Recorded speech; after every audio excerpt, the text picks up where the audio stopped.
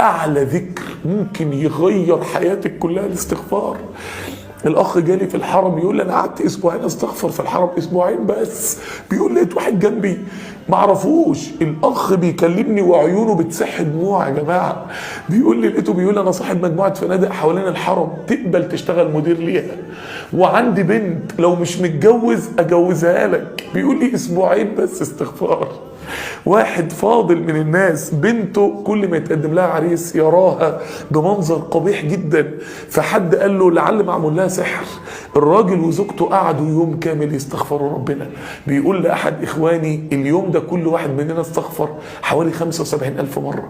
بيقول له نمت حلمت بمكان السحر في بلاطة معينة ورا البيت بتاعنا، رحت صحيت لنفس المكان اللي شفته لقيته، وفي نفس الأسبوع بنت اتخطبت.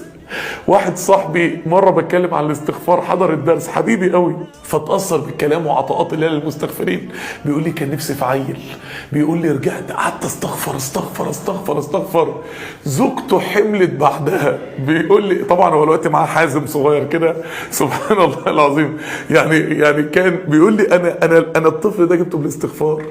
واحده ست غلبانه في اسره فقيره بتقول انا مصدر دخلي الوحيد هو الاستغفار، انا ربنا بيفتح عليها بالاستغفار.